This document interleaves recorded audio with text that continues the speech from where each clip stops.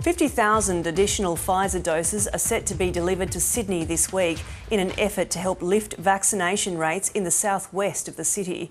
It comes after strong appeals from the New South Wales government for more doses from the Commonwealth or other states and territories.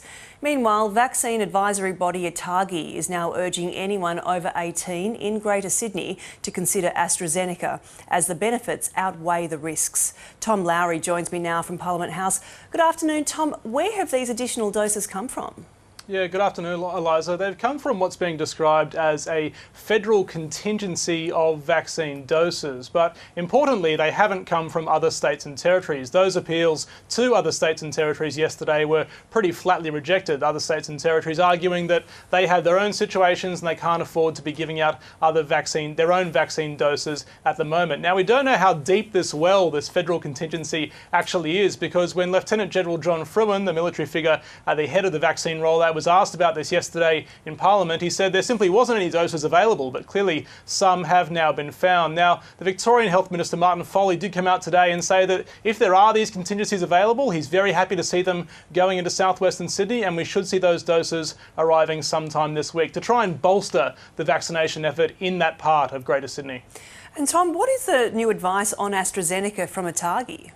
Yeah, so ATAGI, the vaccine advisory body, has come out today and issued some new updated advice, particularly for Greater Sydney. The argument being now that the risk-benefit equation in Greater Sydney has changed because of this ongoing coronavirus outbreak. They're saying that the risks of getting COVID and the serious consequences that come with that are now greater than any risk posed by the AstraZeneca vaccine. So the advice remains the same, that Pfizer is the preferred vaccine for people under the age of 60, and that still applies nationwide. But if you are in Greater Sydney, they're saying you should strongly consider getting AstraZeneca if you can't access the Pfizer vaccine, because it is simply going to do you much more good than harm in this current situation. Another element that's changed is there's more evidence that the Delta strain of COVID-19 is having more severe effects, particularly on younger people. Here's what Professor Michael Kidd, the Deputy Chief Medical Officer, had to say on this a short time ago.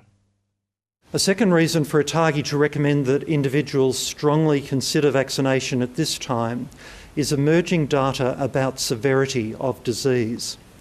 It is becoming apparent that the Delta variant may be more severe than the original strain of the virus. The proportion of infected people less than 60 years of age requiring hospitalisation now appears to be higher than what was reported in outbreaks with the original strain. So this also reinforces the benefit of protection with either vaccine.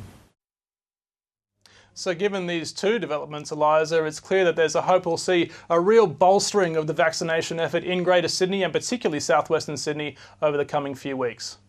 Ari in Canberra, thank you very much.